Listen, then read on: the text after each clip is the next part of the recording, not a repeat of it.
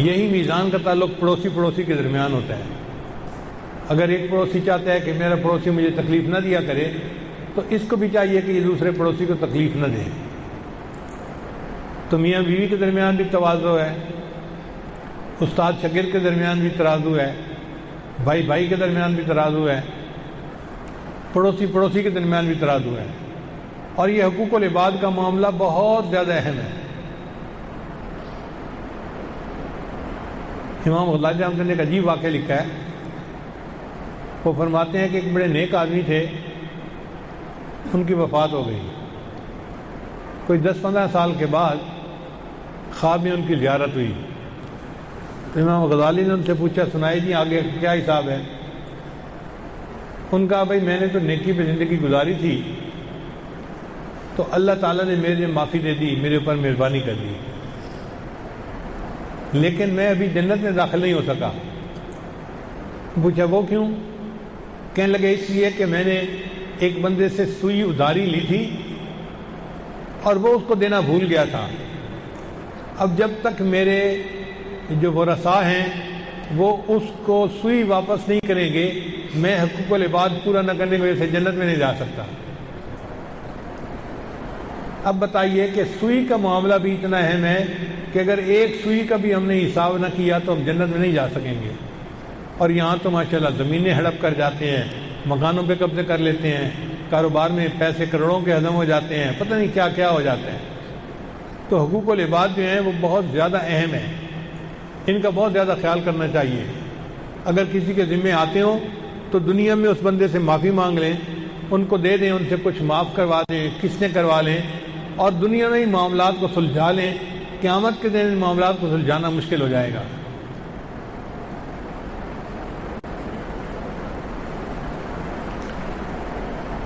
ہمیں استادوں نے بچپن میں یہ بات سکھائی تھی تو الحمدللہ بچپن سے ہم اس بات کا بڑا خیال رکھتے تھے.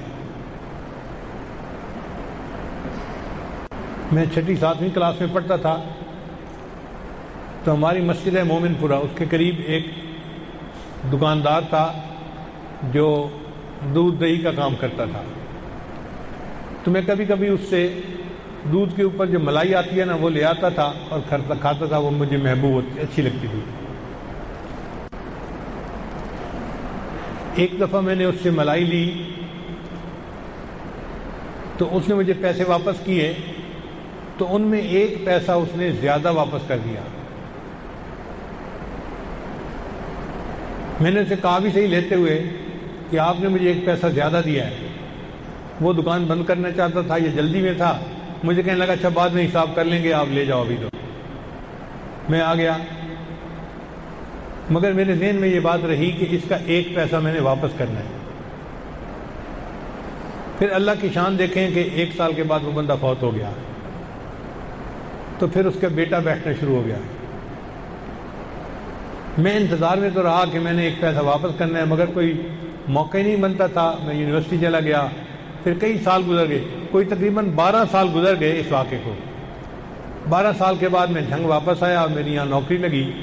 تو جب مجھے تنخواہ ملی تو میں اس وقت 1 پیسہ لے کر اس کے بیٹے کے پاس گیا کہ بھائی آپ کے باپ کا یہ میں نے 1 پیسہ واپس کرنا تھا اور میں نے 12 سال اس کا انتظار کیا ہے، اب آپ پلیز مجھ سے لے لیں اور میرے سر سے بوجھ گزار لیں.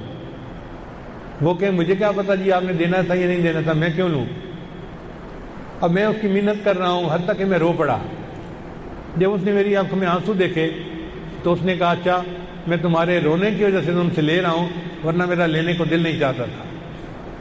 تو 1 پیسے کی خاطر 12 سال تک بھی بندے کو انتظار کرنا پڑے تو سستا سودا ہے. کسی کا حق ہمارے اوپر نہ رہے. اس لیے میں اپنے بچوں کو کہتا ہوں کہ جب زکوٰۃ کا مال دینا ہو نا تو 2.5% پہ کیلکولیٹ نہ کرو، اس کو 5% پہ کیلکولیٹ کرو کہ اگر زیادہ ہو گیا تو اللہ کی طرف یعنی راستے میں صدقہ ہو جائے گا ہماری طرف سے. اسی طرح جو سبزی وغیرہ کا عشر ہوتا ہے، میں نے سجاد صاحب کو کہا ہوا ہے کہ عشر کیلکولیٹ کرنے کے معاملے میں کھلے دل کا اظہار کرنا. ہمارا مال چلا جائے ٹھیک ہے، کسی کا ہمارے ذمہ نہ پڑ جائے. ایک دفعہ مجھے ایک آدمی نے کچھ پیسے دیے، جی یہ ہیں مدرسے کے لیے، تو میری 2 جیبیں ہیں الحمدللہ، ادھر سے ملے تو ادھر ڈالو، ادھر سے ملے تو ادھر ڈالو۔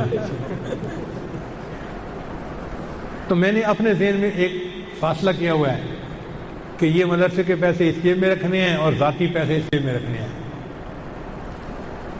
الحمدللہ اس کے مطابق میرا چلتا رہتا ہے، سلسلہ چلتا رہتا ہے۔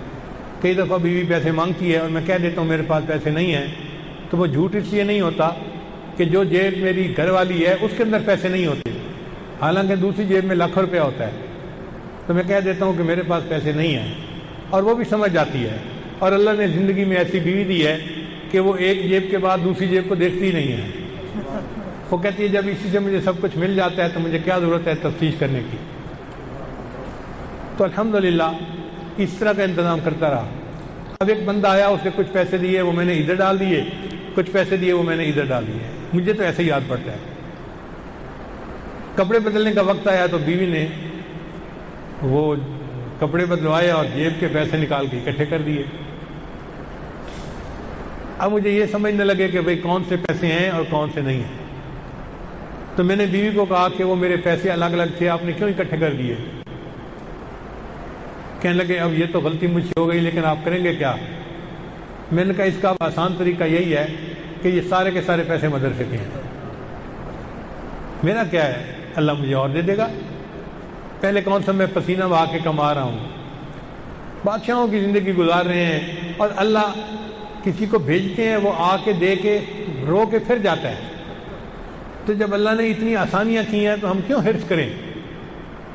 لہذا وہ جتنے پیسے تھے سارے کے سارے میں نے مدرسے کے کھاتے میں ڈال دیے، اور الحمدللہ اپنے دل کو مطمئن کر لیا۔ ویڈیو کے نیچے سبسکرائب کے بٹن پہ کلک کریں، بیل کے آئیکن پہ کلک کیجئے تاکہ ہر نئی ویڈیو کی نوٹیفیکیشن